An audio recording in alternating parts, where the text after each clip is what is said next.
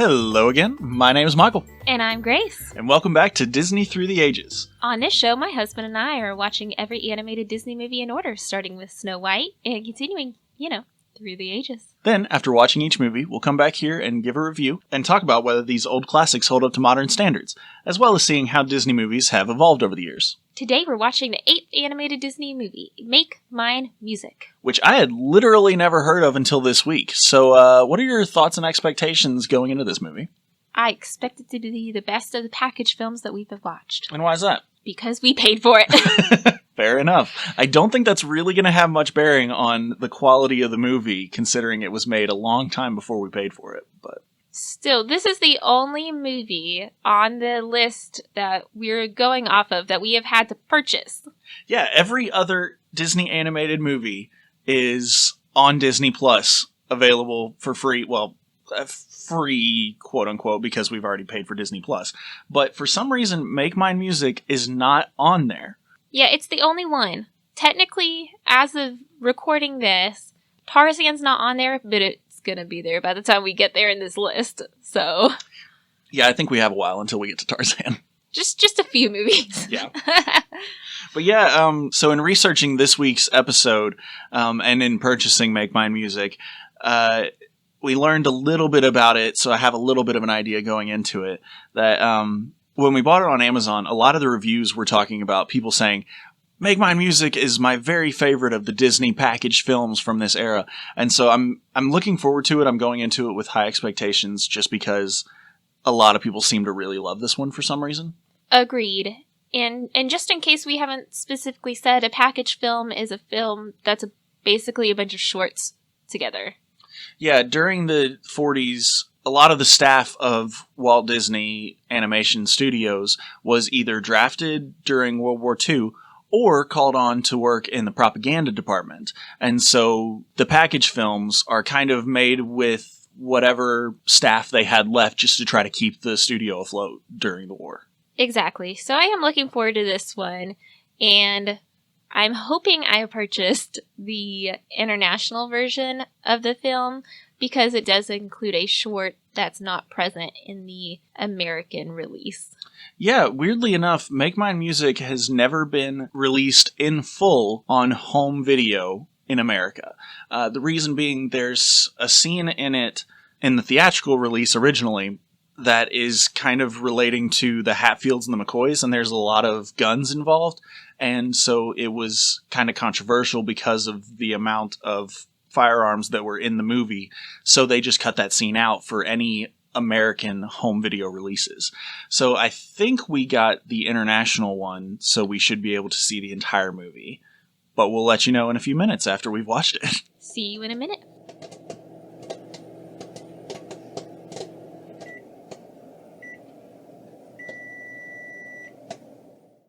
Well, folks, we have good news and bad news. The good news, I did indeed purchase the international version of the DVD. Bad news is, it was Region 2, and our Blu-ray player will not play discs from Region 2 because it's not a region-free Blu-ray player. So instead, I found a playlist on YouTube with all of the shorts, and we watched them in order. Yeah, apparently, Make Mine Music doesn't really have anything in between the shorts to kind of transition from one to the next. It really is just a anthology movie. And so finding the videos on YouTube, really the only downside of that is that sometimes they're going to have Spanish subtitles or something like that. You know, it might be a little lower quality because it's compressed for YouTube. But, I mean, it's all there. Exactly. So we still got to watch everything, including the short that wasn't in the US release. Yeah, the very first short of Make Mine Music was The Martins and the Coys, which is basically playing off the idea of the Hatfields and the McCoys, the kind of two feuding families. But I figured, first of all, let's run down the list of what the shorts are. So that was the very first one, and then it goes into one called Blue Bayou. And then next is All the Cats. And then there's one called Without You. And then there's Casey at the Bat. And Two Silhouettes. And then Peter and the Wolf. And then After You're Gone. Then Johnny Fedora and Alice Bluebonnet. And then last but certainly not least, The Whale Who Wanted to Sing at the Met, also known as Willie the Operatic Whale. Yeah, so first of all, the Martins and the Coys. I can see why it was cut.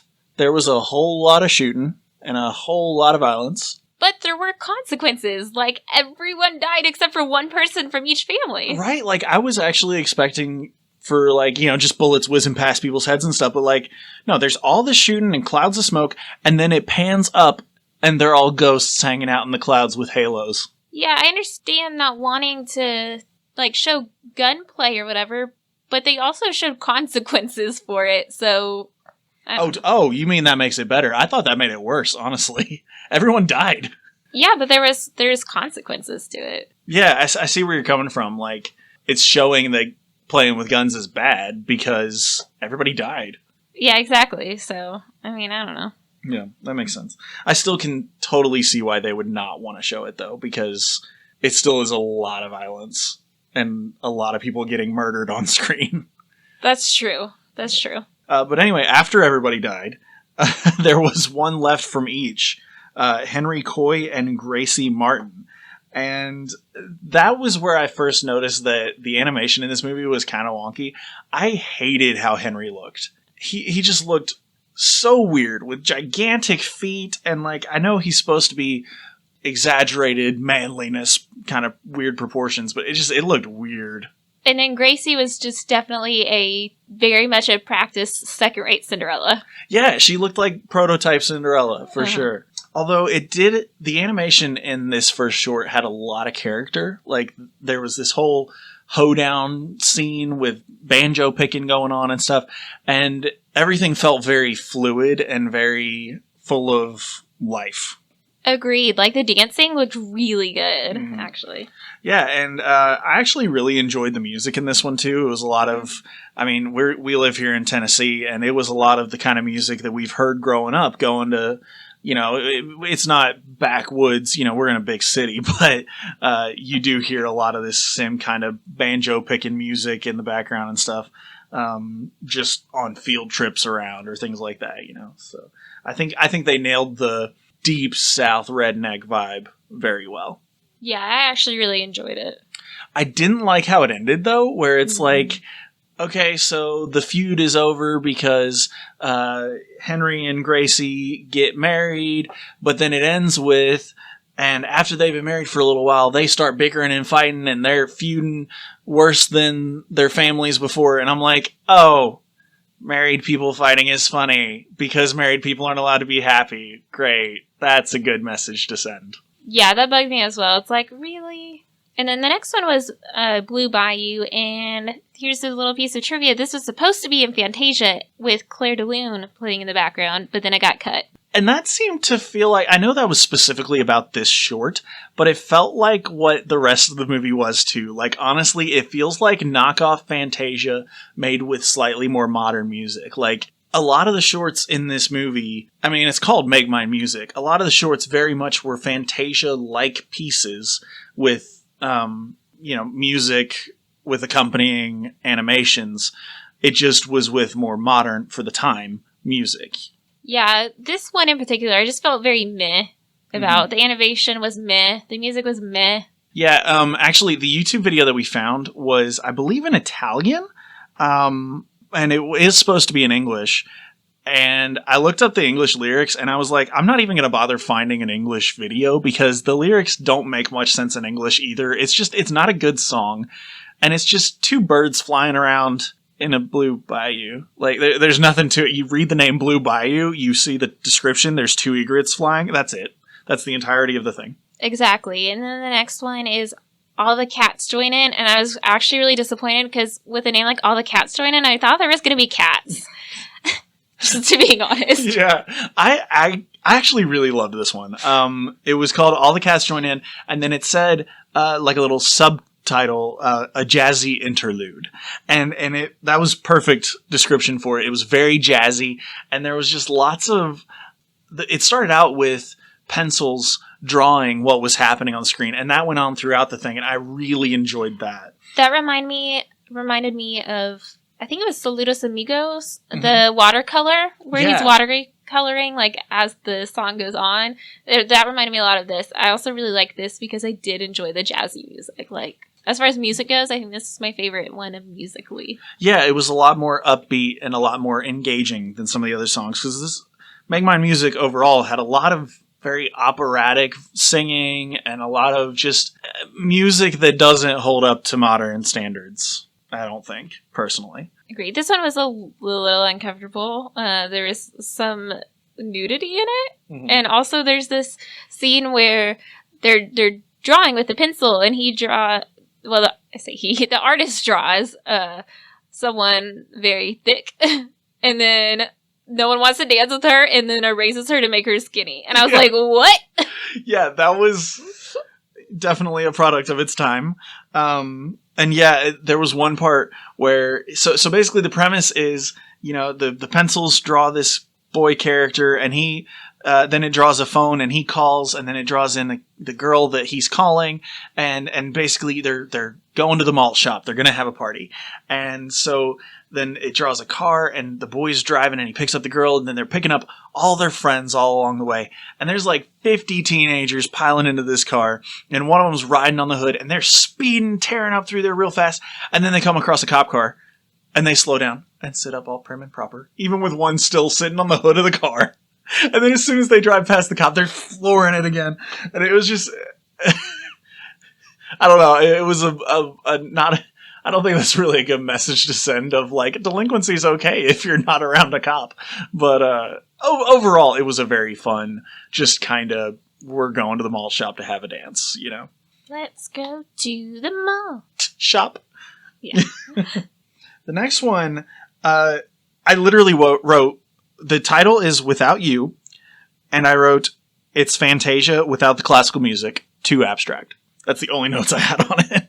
Yeah, I wrote that it's a good sad song, but I don't really want to, like, listen to a sad song. Like, I like the jazzy music. I like the country music. This was just a little meh. I put meh next to this one, too. Yeah.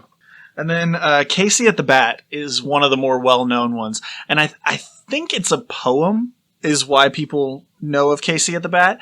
At least it very much felt like they were trying to take a poem and make it an animation. And there were some parts that would have worked better if you were just reading a poem. But then because it was animated, it dragged out and made the line rhyme at the wrong time or things like that. Yeah, I liked it in the sense that there was, like, a definite story there. Yeah.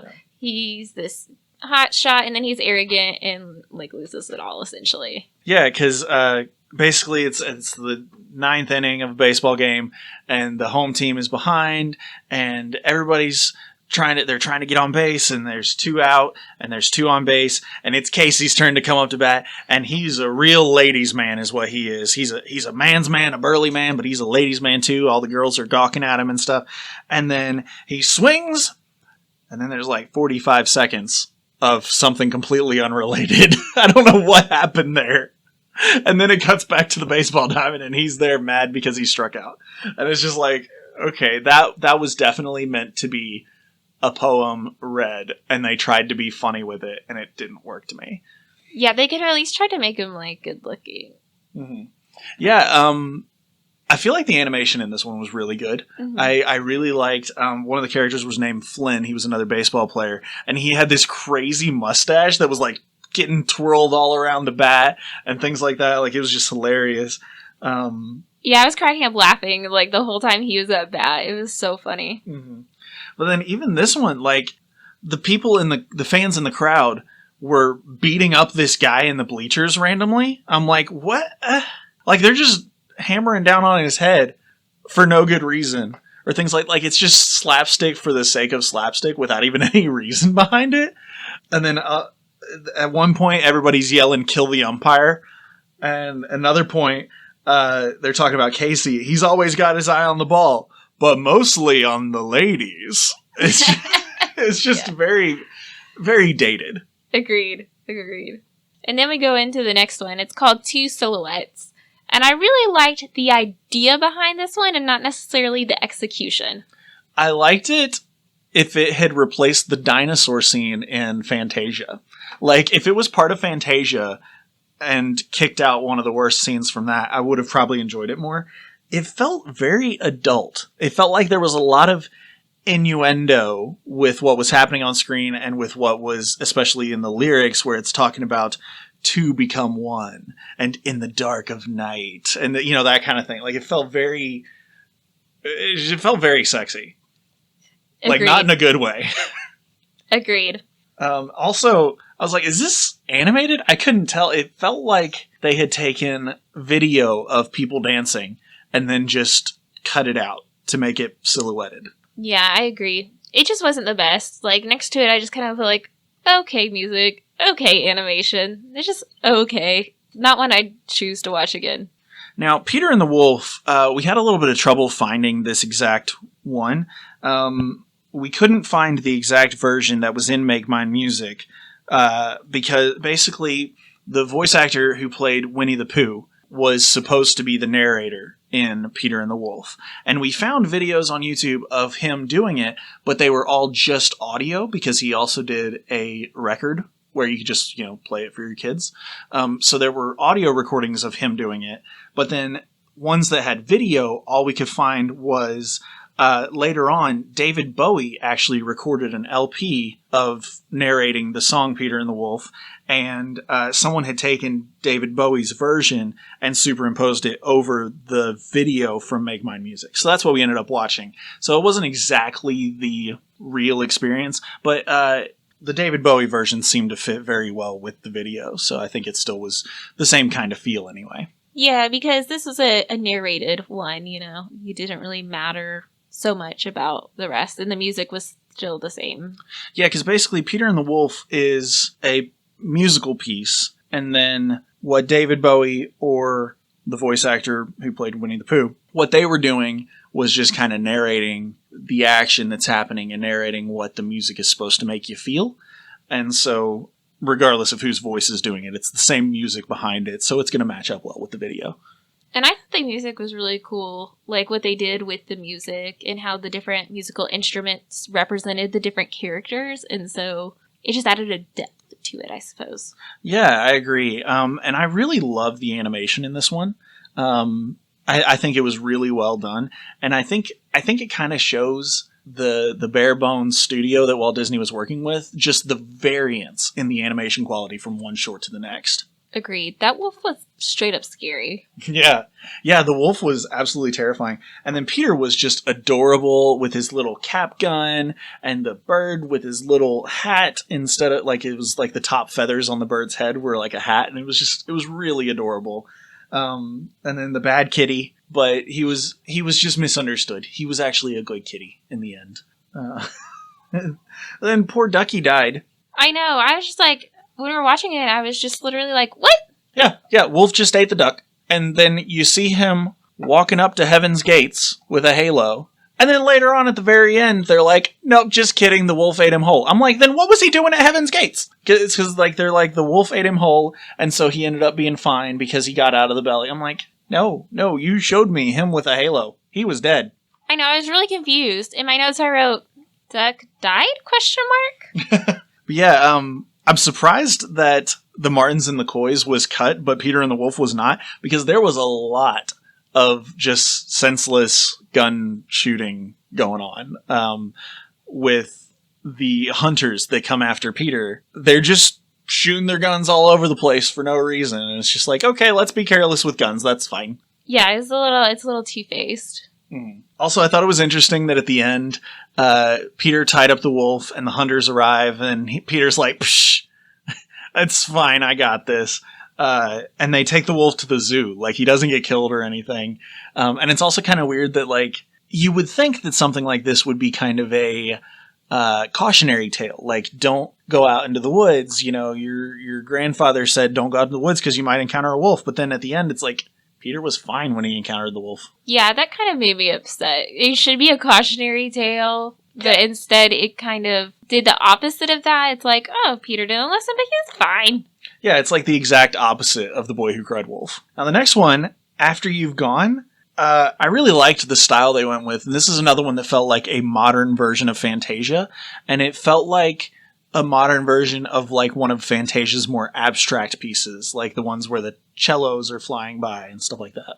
Yeah, I thought the music for it was very good, and then it was just very fun, the instruments and the backgrounds. It was just very fun. Yeah, and it was one of the shorter segments in this as well, which I think was part of why I liked it, because it kept my attention, because it was only like 4 minutes long. Also, this is the part in the movie where I realized everyone's saying, oh, this is my favorite of the package films. I think they're right, but my favorite package film is very different from saying this is a very good film. Like, this is probably my favorite of the ones we've watched so far as like Saludos Amigos, Three Caballeros. But it still has that Fantasia kind of problem of just dragging on too long. Agreed. I do think I liked Saludos Amigos more than this one. Really? Yeah, I feel like Saludos Amigos... I think you're right. I think it probably is my favorite as well. I can see why people like this one better, but to me, I enjoyed the more upbeat Hispanic music and all, and the fact that it was only 45 minutes long instead of like an hour and a half. Yeah, and it was just 4 concise shorts, so I liked it a little bit better than this one. Just throw that out there. Yeah, this one had 10. So like, I don't care if they're 4 15-minute shorts, it still feels shorter than 10, even if they're only like 3 or 4 minutes long in some cases. Yeah, we still haven't finished talking about the whole movie. Yeah, so next up is Johnny Fedora and Alice Bluebonnet. I will go ahead and say this is probably my favorite of all of them. It was really good. Hats in Love. Johnny Fedora, Alice Bluebonnet, they meet in a shop window, and Hats in Love. Now I've seen everything.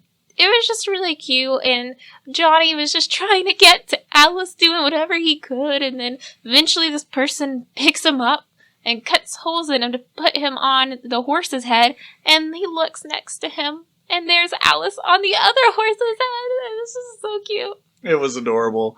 Although even this one had some really problematic stuff, because at one point, so Johnny gets bought, and he's on a man's head throughout the town, and he gets blown off into the wind, and then a vagabond, a vagrant, I don't know what to call it, but a lowlife, essentially, picks him up and dusts him off and puts him on his head. And then next thing you know, he's picking up a cigarette with him, and then they're going into a bar, and there's showgirls, and there's liquor, and everybody's smoking.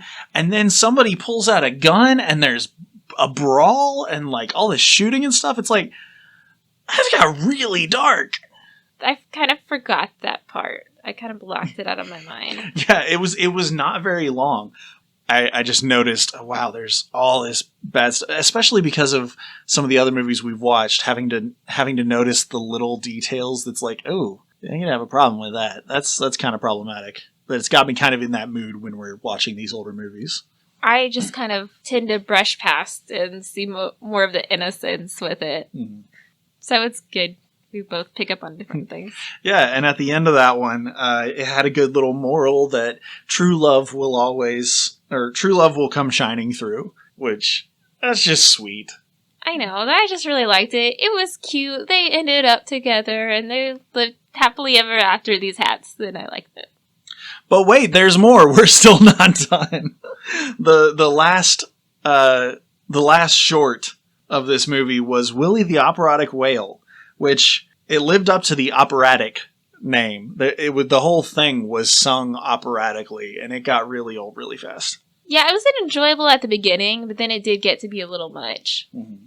Also, the animation style in this one was just really unique. I still don't know if I like it or not. Agreed.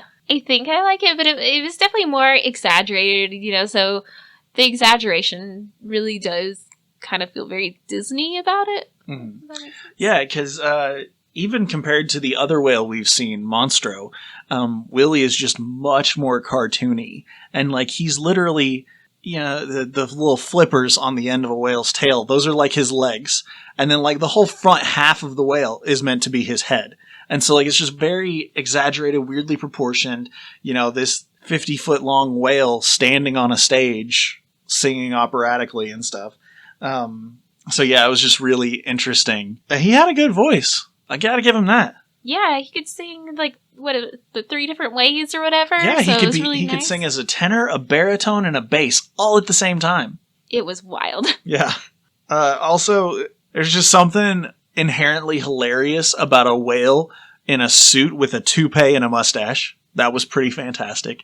But then on that topic, there's like 5 minutes of can you imagine? The narrator says something about like if Willie was able to go and sing at the Met, can you imagine? And then there's like 5 minutes of him doing all these different famous operas and stuff. He's dressed up as a sad clown. He's singing Figaro. He's doing all this stuff.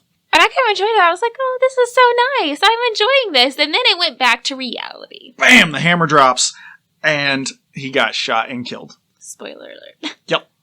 Yep. And next thing you know, they're talking about how Willie's going to sing forever in whatever heaven there is for marine creatures. And that was the entire movie. It was a bit of a struggle finding everything on YouTube to be able to watch it. I mean, we paid for it, so it's fine.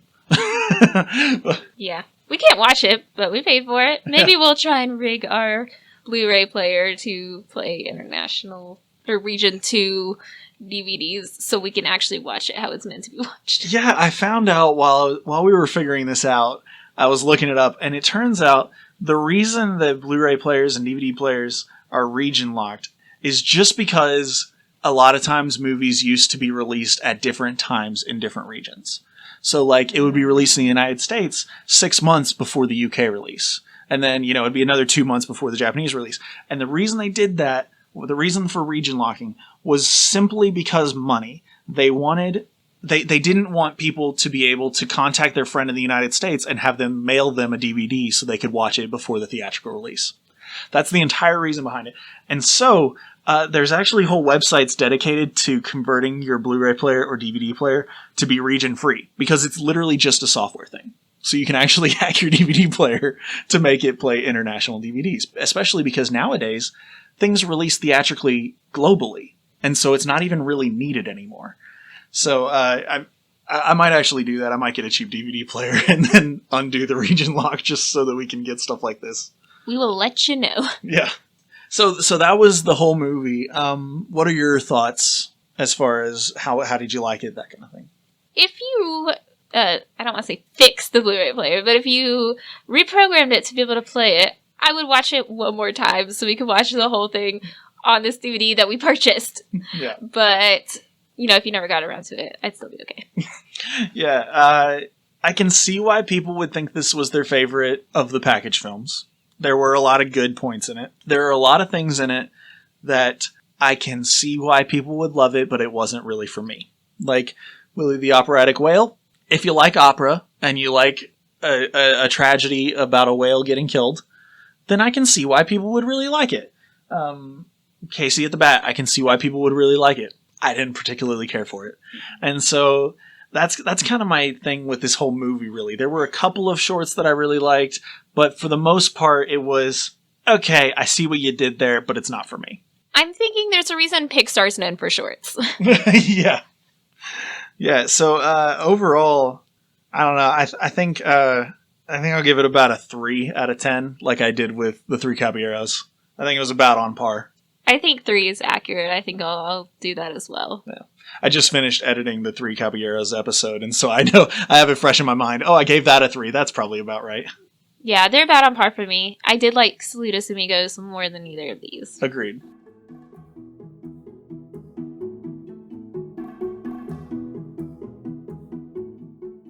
And our good friend Amber wrote in this week for us, and Amber said, "Love the new podcast as usual. I don't know why, but this movie was actually the first one I watched on Disney+. It was definitely very interesting seeing the mix of animation and live action together." That's really funny that this would be the first one you would watch, because honestly, I didn't even realize this movie existed until I was starting to look at the list of animated Disney movies, Yeah, it's not a very popular one. I know the first movie we watched on Disney+ was the live-action Lady and the Tramp. Which was absolutely fantastic, by the way. It's been eons since I watched the animated one, but the live-action one was really great. Yeah. And so we just want to shout out Amber, actually. Her shop just opened this week. She makes mini ears, and they are adorable. And we actually got to order some, and they look fantastic. We got the Nightmare Before Christmas ones. They're adorable. They are. I'm so in love with them. They're so gorgeous. So yeah, you can check out her shop on Instagram and on Etsy at The Fox and the Tucker Co., which is adorable because it's like The Fox and the Hound, but her dog's name is Tucker. So, and I designed her logo and stuff, so let us know if you like it because I'm really, really proud. Yeah. And in addition, other than Amber Shop, which is clearly our favorite, what's your other favorite Disney shop? I have to shout out Polka Dot Paws by Abby is a fantastic shop. She does custom bandanas for your dogs to be like cosplay, like Disney characters or other pop culture kind of things. Dang it, you stole mine. I'm sorry. No, but hers is great. She just released some new bandanas today, and I bought them. Oh, really? Yeah. I didn't even know. No. And then I guess since I stole yours, I'll say another one. Aloha Ears is fantastic. They do 3D printed interchangeable ears, and the Lost Bros is a fantastic. They do music and stuff too. Like they have a song that's the Tiki Room. Oh my goodness, we listen to it all the time. It's so good. And then they're kind of known for their song "Oh Boy." So that's the Lost Bros. Check them out on any music sites and stuff. But they also have really, really cool merch. Like actually, Grace is wearing the "Show Yourself" Frozen 2 t-shirt right now. I love it. It's so cute, and it goes well with the custom bandana I ordered from Polka Dot Paws by Abby of the Elsa in her Frozen 2 outfit at the end of the movie. So, looks well. Yeah, so let us know what your favorite Disney-themed shops are, like on Etsy or Instagram.